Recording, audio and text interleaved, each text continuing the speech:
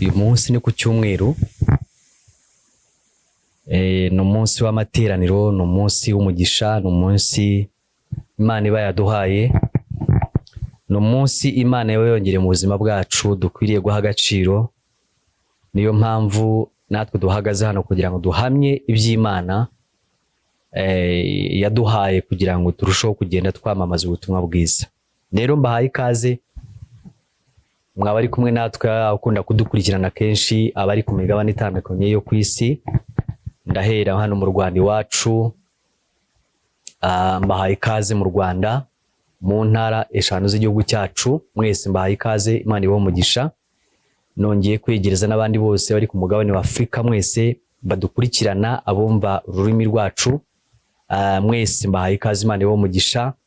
Nejejwe no kongera guhura namwe, Imana ibagire neza. Nongeye kwegereza n'abandi bari ku mugabane w'Uburayi, navuga muri Amerika zombi n'ahandi hose muri Aziya.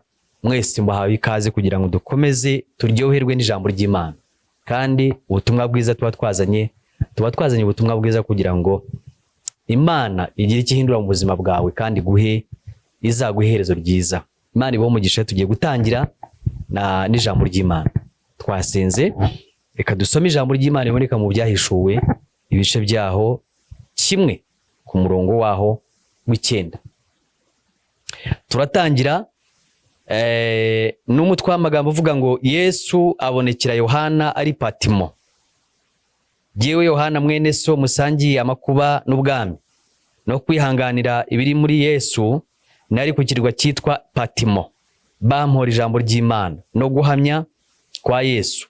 Ku munsi w'umwami wacu nari ndi mu mwuka, inyuma yanjye numva ijwi rirenga nk'iry'impanda rivuga riti, icyo ubona ucyandike mu gitabo, ucyohereza amatora 7 yo muri Efeso, Simuruna, Pergamu, Tuatiri, Sarudi, Filadelfiya na Laodikiya.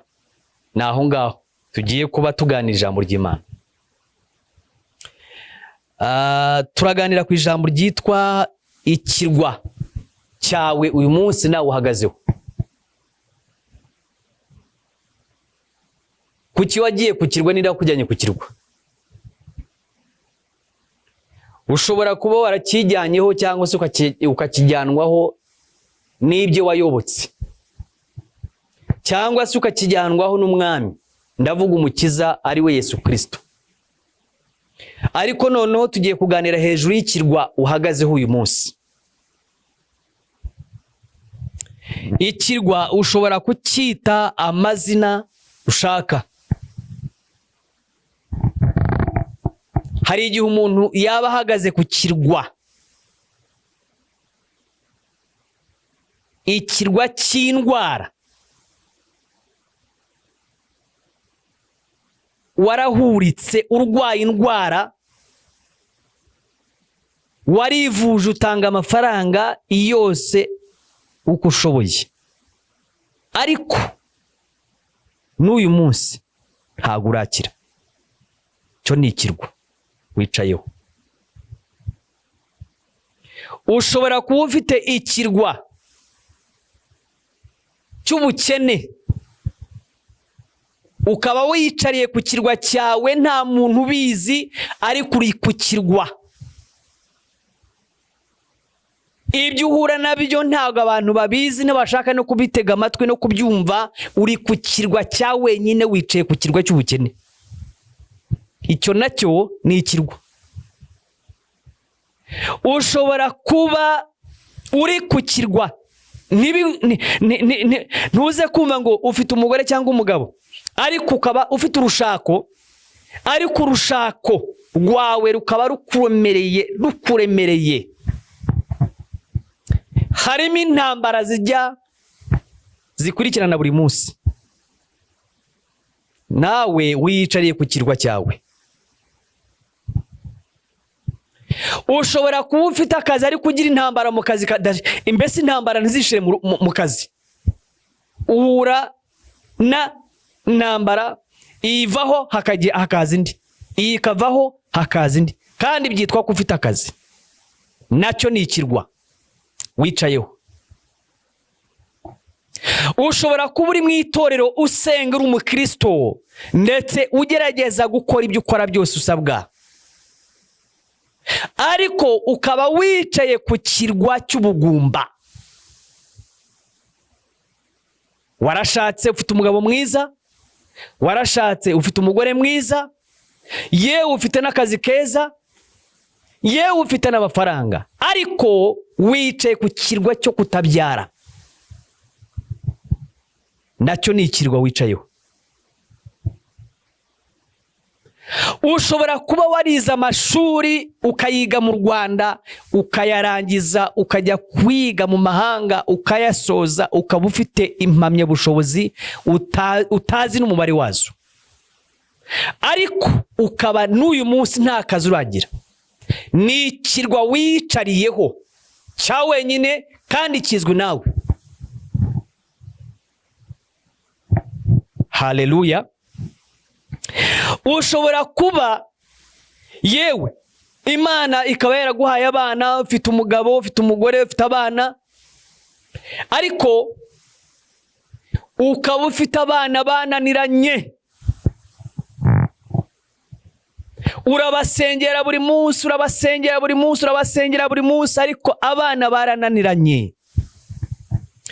Wa mubyeyi we, nakubwira ngo uyu munsi nawe icyo ni ikirwa wicayeho.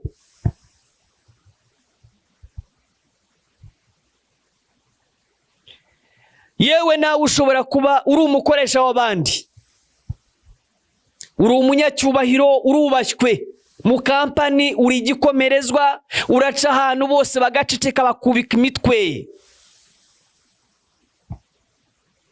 ariko wifiteho indwara itazwi. Wambaye amakoti, wambaye amakaruvati, umeze neza, aho utambutse barakureba bakavuga ngo kweri uyu ni umugabo, ariko mu mutima urizi neza ko hari indwara yananiranye mu buzima bwawe. Icyo ni ikirwa wicaranye. Nawe wa mugore we, uri umuyobozi ahantu runaka, ariko ntago bikangwa nuko wenda uri umuyobozi runaka, uri umunyabyubahiro, ufite icyubahiro cyawe, urabubashye kugeza uturahembwa neza, ariko iyo utashye utahira kuri cya kirwa cyawe. Amasaha yagera yo gutaha ukavuga ati none ngiye nsubiye kuri cya kirwa cyanjye. Ni ikirwa nyine. Buri muntu wese urwego rwose waba urimo, ibintu byose waba utunze, amashuri wize, waba utarize, uri wese, nakubwira ko nawe ufite ikirwa wicayeho.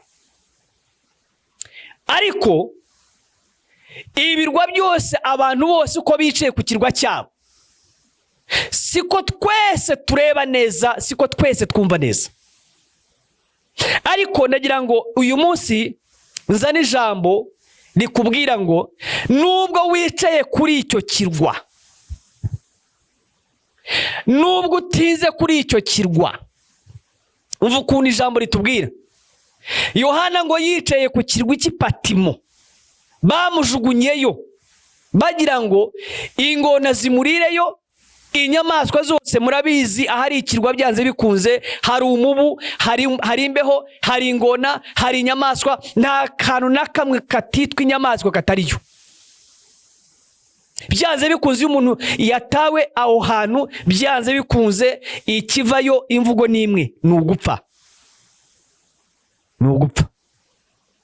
Nguko nawe uyu munsi hari amajwi akuri inyuma, ari mu matwi, wicaranye utinanye nayo, wumva buri munsi akubwira ngo ugiye gupfa, birarangiye, birarangiye, birarangiye, urapfuye, birarangiye, urapfuye. Ariko suko Imana ibireba, suko Imana ireba. Imana igira ukuntu ireba ibintu, Imana igira ukuntu ikemura ibintu, Imana igira ukuntu ikora. Imana ni umubyeyi kuri twe. Imana isumba abo bose. Imana ireba ibintu bitandukanye uko tubireba. Bibiliya tubwira ngo Yohana bamwohereza ku kirwa Patimo bagiye kugira ngo apfireyo. Ariko Bibiliya tubwira ngo ageze ku kirwa Patimo ngo umwuka wera amanukira Yohana. Ijambo ryatubwira ngo ndi ku kirwa Patimo ngo numva, ndi mu mwuka numva ijwi rihinda, ndyumva riturutse inyuma yanjye, ngo mpindukizwe no kugira ngo ndebe iryo jwi rivugana nanjye. Ngo riramubwira ngo Yohana, ngo icyo ubona cyose ucyandike muri iki gitabo, ucyoherereza amatorero 7 yo muri Aziya, bagenda bayavuga mu mazina yose nk'uko twabivuze. Haleluya.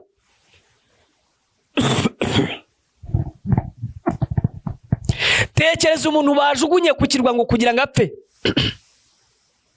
Bamutayeyo kugira ngo ubuzima bwa Yohana adakomeza guhamya Imana, adakomeza kuvuga umwami Yesu, adakomeza kuvuga imbaraga z'Imana, adakomeza kugenda yamamaza Yesu, adakomeza kumwamamaza.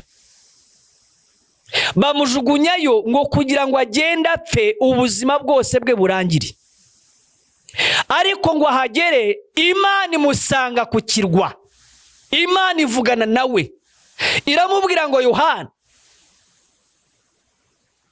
ngo ijwi riramanuka rimusanga ku kirwa rivugana nawe, ngo ikibona cyose ucyandike kandi ucyandikira amatorero 7 yo muri Aziya.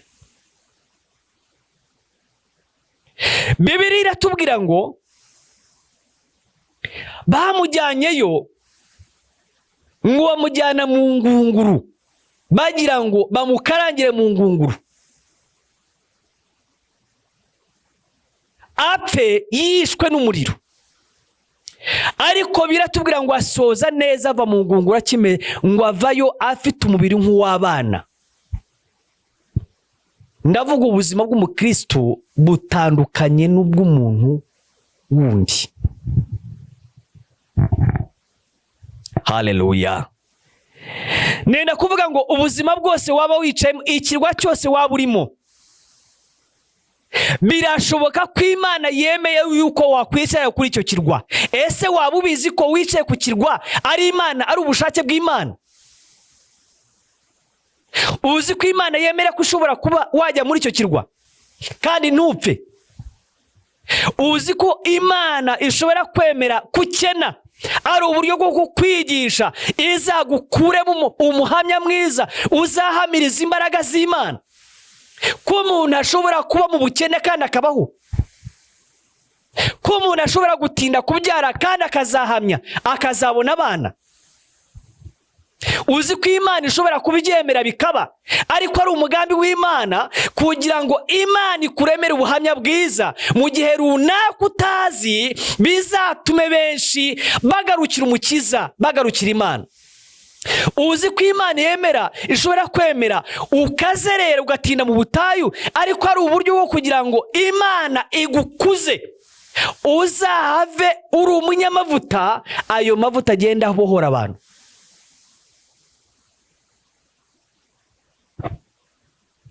Haleluya. Bwana sifiwe bakozi b'Imana.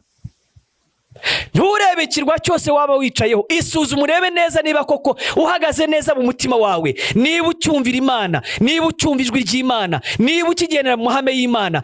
Ariko ukabona utinze ku kirwa, humura, siko Imana yifuza kumera nabi. Birashoboka ko Imana yaba ifite mu mugambi kugira ngo utinde aho hantu, hanyuma Imana izagukura aho hantu uri umuhamya w'ibyo ishaka. Uzi ko ushobora kuba watinda mu bushomeri, ariko Imana ibifitemo umugambi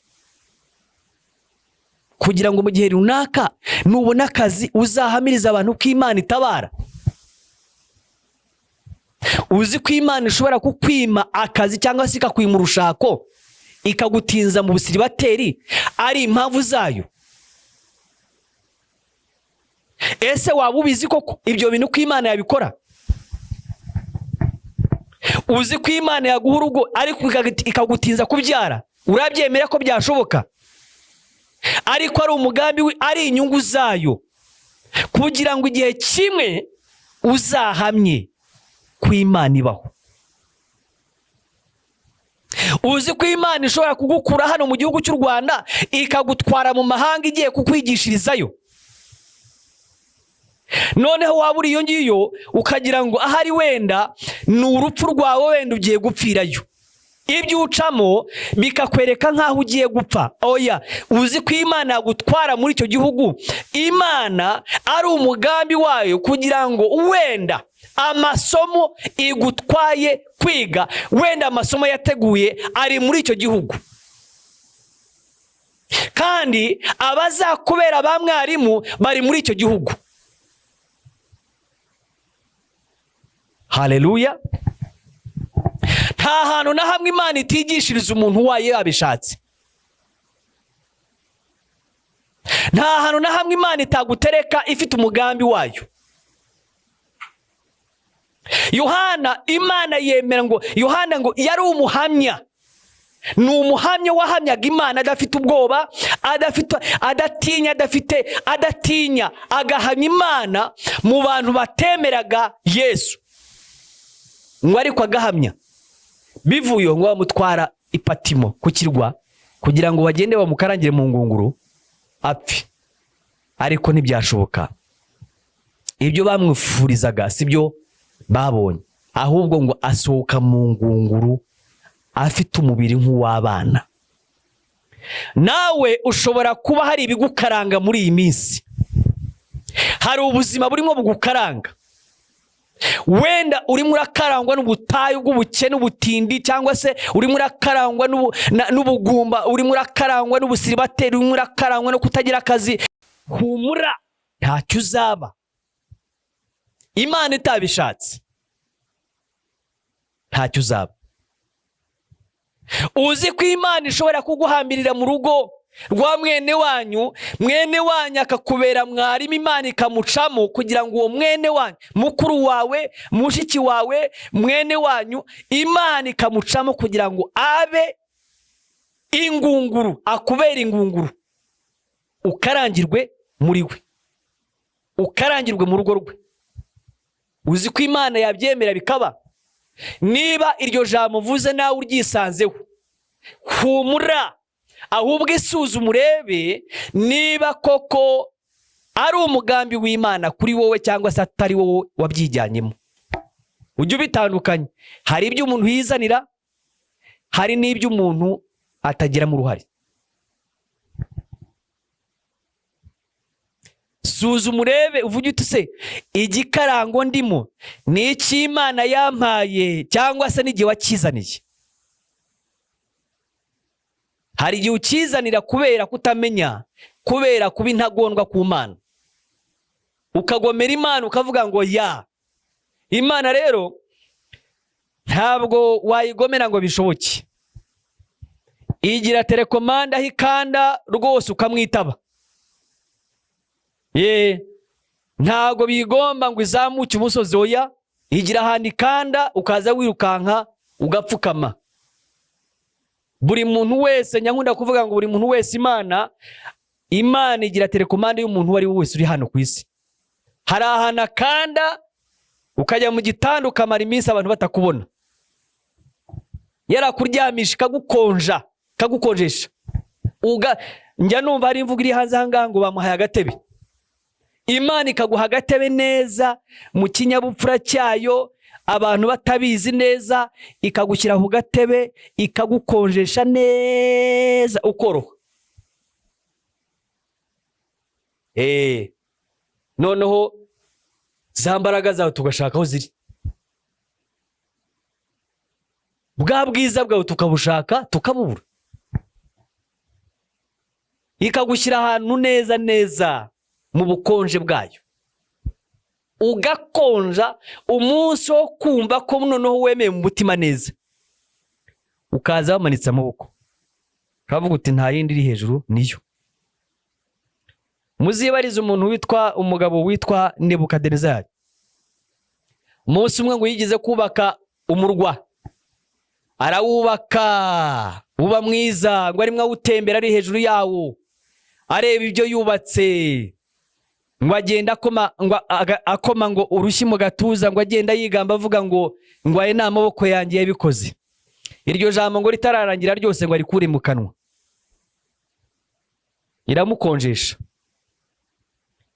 iragenda imukura muri perezidansi ye neza, abajyanama batabizi neza, akazi ko muri perezidansi gakomeza gukorwa batabizi, imujyana mu ishyamba ngo atangira kurisha nk'itungo. Igihugu gikomeza activite zirakomeza, ubuzima bw'igihugu burakomeza, ntabwo bwigize buhagarara ngo nuko ntuza umwami w'igihugu adahari, bwarakomeje. Kwikomanga mu gatuza aravuga ngo ni jyewe wubatse umurwa. Imana itegerezamo ijambo rivuga ngo niyo, iraribura. Aravuga ngo jyewe mwami Nebukadinezari, ngo ni jye wubatse uyu murwa. Imana iramumanura, imukonjeshereza mu ishyamba, abitungo neza. Bibiliya iravuga ngo agira inzara zirashokonkora, azana inzara neza nk'iz'amatungo. Aramanuka ngo ararisha, umunwa awushyira hasi kubwa, ararisha neza.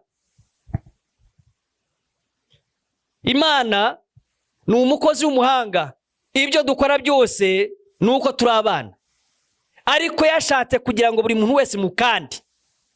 Ntabwo ibuzane yagukana kugira ngo woroshye, yagukanda neza ikakurigitisha ahantu abantu ntibongere kukubona. Ndabizi izo mbaraga zirahari, ariko mwene data, iyoroshye.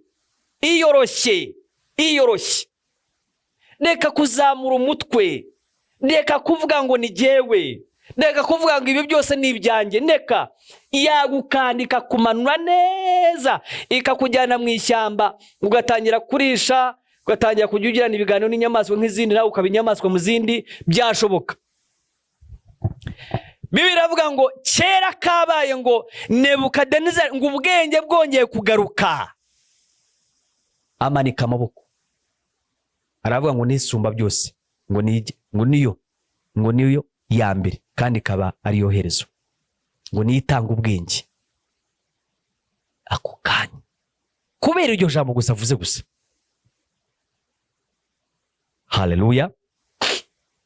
Narivuze ngo bene data, ushobora kuba uri ku kirwa cyawe ari aho ugeragerezwa n'Imana, ari ubushake bwayo.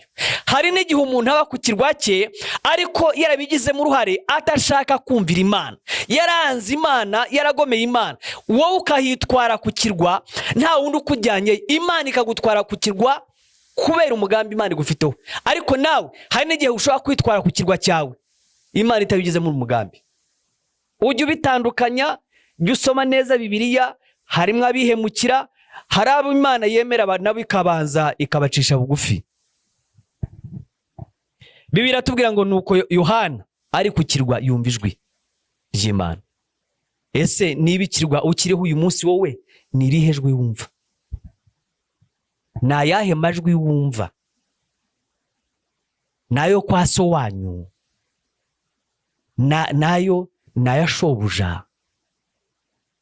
Naya mukuru wawe se? Nayo umugore wawe se? Nayo umugabo wawe? N'amafaranga burya agira amajwi. Usigaye wumva amajwi y'amafaranga gusa cyangwa buri kintu cyose wagiha amatwi ukacyumva? Ariko siko byose bikwiriye gutegwa amatwi.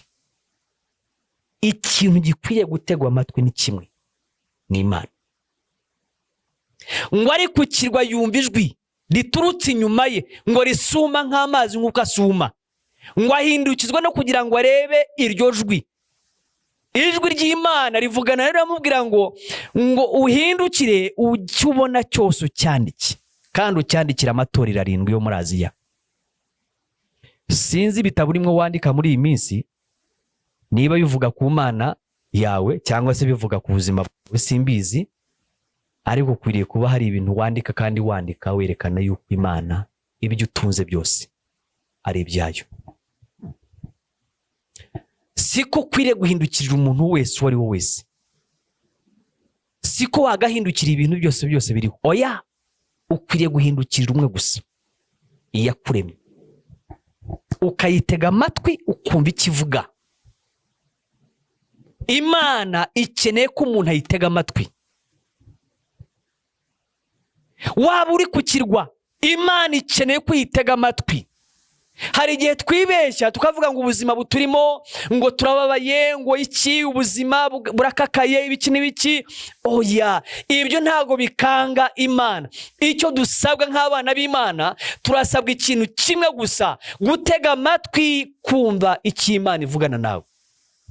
Yohana ngo ageze ku kirwa ntabwo yigeze ahakana Imana, ntabwo yigeze atera umugongo Imana, ahubwo yakomeje. Ngo Bibiliya iravuga ngo ijwi rimusanga ari mu mwuka, rimusanga ku kirwa, ari ku kirwa yataweyo, ariko ngo ijwi riza rimusanga ari mu mwuka. Ariko hari igihe umuntu aba ku kirwa cye cy'ubukene, cy'ubusiribateri, cy'ubutindi, cy'iki cy'indwara, ugasanga umuntu yihebye, ntagishaka kumva iby'Imana ivuga. Oya, naje kubwira ngo ikirwa cyawe ntugikangishe ngo ugikangishe Imana. Oya, Imana ifite imbaraga zo kugukura aho hantu. Imana yagukura kuri icyo kirwa. Imana yahindura ubuzima. Imana nta rwego na rumwe itakugezaho. Imana nta buzima na bumwe itagukuramo. Kandi ikindi, nta n'ubuzima na bumwe buri hejuru itakugezamo. Nta hantu na hamwe Imana itaguha. Nta gihugu na kimwe Imana yabishatse itakujyanamo. Nta kintu na kimwe wakena cyose ushaka biri mu mugambi wayo itaguha, yakigukorera. Icyo dusabwa ni kimwe gusa, ni ugutega amatwi ijwi ryayo. Abantu muri iyi minsi bateze amatwi ibintu bitandukanye biri hanze aha ngaha, kandi amakuru bafite ni amakuru atariyo. Dukwiriye kugira amakuru y'ijuru. Ariko uyu munsi ibyo abantu bafite mu kanwa ni byinshi. Ngo turapfuye, inzara yisha abantu, yewe akazi ntikakiboneka, akazi gafitwe n'abandi. Ese jyewe uragira ngo mfite mwene wacu? Yesu uragira ngo jyewe nzabaho nubwo nize amashuri ariko nta kazi nzabona, akazi kabonwa n'umufite mwene wabo? Oya, ibyo ni ukubeshya. Imana ifite ukuboko kwayo kudatangirwa. Imana yavuze ngo akazi ukabone, ntabwo umenye, nk'uko nahoze mvuga kare. Imana ifite umugambi wo kugira ngo iguhe akazi mu kigo runaka. Nababwiye ngo hari ahantu igikanda, hari ahantu ikanda, igakanda ku muyobozi runaka, akakurota dosiye yawe niba imaze imyaka 2-3, ihita ako kanya itekerezwaho. Muribuka umunsi wa Moridekayi, umunsi wo kwibukwa kwe? Bibiliya iravuga ngo Imana icyo yakoze, yakanze kuri buto ahantu runaka,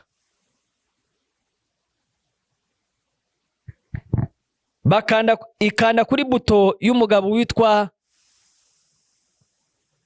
wa mutwari w'ababwami witwaga Namani, ngo arakarira ubwoko bw'Imana. Ako konyine gusa, ako kaba impamvu kugira ngo umuryango w'Abayuda utabarwe. Nako gusa yakoze, ako konyine gusa. Ntuyirirwe ubaza ngo ese ngo yakoze ibiki bihambaye. Oya, yakanze kuri buto y'umugabo witwa Namani ngo arakarira Abayuda gusa. Iryo jambo gusa riba impamvu yo gutabarwa kwande? Kwa Moridekayi. Bibiliya iravuga ngo imbere ibwami umwami arabaza ngo ese Moridekayi ngo amaze kujya mu bitabo, azengurutse ibitabo, ibyo banditse harimo byinshi yagiye asoma, ariko ngo asanga igitabo cy'umugabo witwa Moridekayi cyanditswemo yuko ngo hari igihe yigize kugira ate ngo kubuza abantu bendaga kwica umwami, arabahagarika arababuza. Iryo jambo gusa ngo arisangamo. Umwami ahamagara abatwara arabaza ngo uyu muntu ni iki yagorerewe yahawe? Baravuga ngo ntacyo.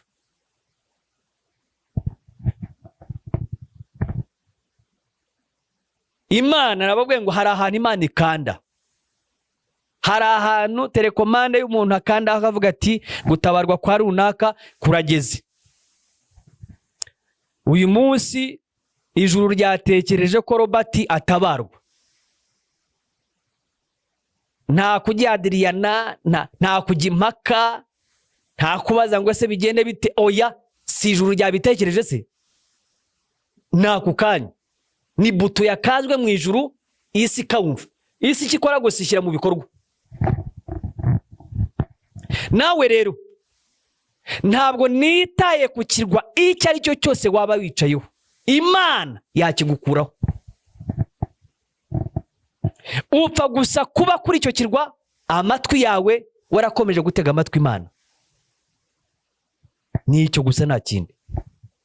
Mureke twumvira Imana. Imana ifite umugambi mwiza ku buzima bwacu. Ntiwite ku kirwa imyaka ukimazeho.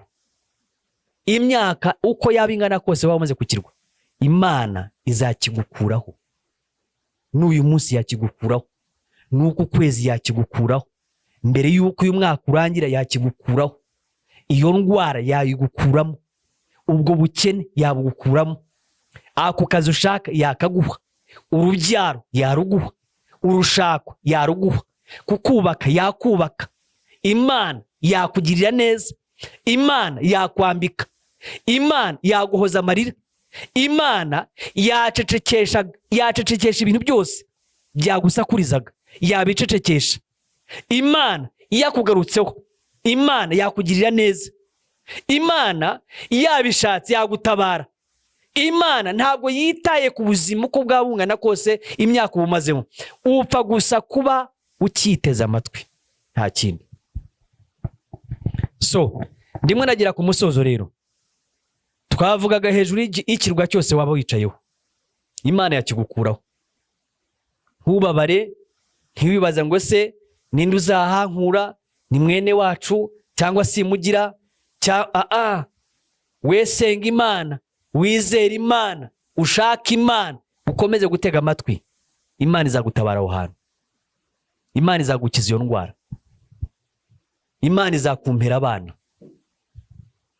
Imana ni Imana.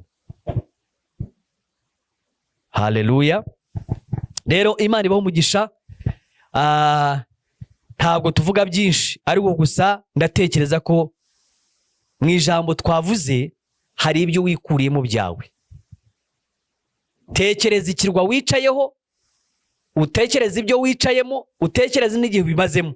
Icyo kirwa nk'uko Imana yatabaye Yohana ku kirwa Patimo, nawe yakigutabaraho, yakagikukuraho. Nk'uko bamujyanye mu ngunguru kugira ngo bamukarange apfe, hanyuma Imana ikamutabara ikamukurayo ari muzima. Nawe aho ukarangirwa simpazi, ibigukaranga simbizi, ariko Imana uko yakuye Yohana kunuza mu ngunguru, nawe niko yagukura mu ngunguru waba urimo. Weshinyiriza, komeza wizere, shaka Imana, ihangane. Imana uko yagiriye neza Yohana ikamukura mu ngunguru, nawe iyo ngunguru biri hafi ko wayikurwamo nawe. Birashoboka ko uyu mwaka mbere y'uko urangira iyo ngunguru uzayivamo nawe. So rero ndavuze ngo ikirwa cyawe waba wicaye uyu munsi, humura, Imana iri kumwe nawe kandi ihagararanye nawe. Izakigukuraho, yakigukuraho uyu munsi, izakigukuraho. Mfashe umwanya wo kugira ngo mbashimire mwese muradukurikirana, abadukurikirana buri munsi. Imana ibampere umugisha kandi ikomeze ibagure cyane. Tujya tubabona uko mutwandikira, harimo abaduhamagara, ni ukuri turabashimira cyane. Imana ibaha umugisha, ibagire neza, ibafashe mu mirimo yanyu, mu ngo zanyu, aho muri hose. Imana ibatabare, Imana ibagire neza, ineza yayo ijye ihora ku buzima bwanyu. Reka dusenge Imana. Uhoraho Mwami, turagushimiye, tuguhaye icyubahiro Yesu. Dushimiye ko wabanye natwe dutangira, tugeze mu gusoza. Ijambo ryawe dutanze reka rimanukire buri muntu wese, rigira icyo rimara. Umuntu wese uri ku kirwa cye mutabarire nk'uko watabaye Yohana, mukure mu ngunguru nk'uko wayikuye muri Yohana, mu izina rya Yesu. Yaba ari umusore, yaba ari umukobwa, umupapa n'umumama, abarwariye mu bitaro, abarwariye mu ngo zabo, abari mu madeni, abari mu bukode, abari mu ntambara zitandukanye mu kazi, Mana, ibyo byose nibirwa abantu bicaye mu Mana. Ndasenze kugira ngo Kristo batabare nk'uko watabaye Yohana, bakure kuri icyo kirwa, batabare Mana, ubajyane mu byo wabwiye Mana. Ubaho umugisha, natuye umugisha ku muntu wese umugereho, kandi yakire ubutabazi ku buzima bw'Imana. Ndagushimira, guhimbaje kuri umwami w'abami, kandi gusenga kwacu ukabuguhaye agaciro, ukawumanukiye gutabara uwo nguwo mwami ugushaka. Izina ryawe rishyirwe hejuru, ko bitwemereye mu izina rya Yesu. Amen. Amen. Imana ibahe umugisha.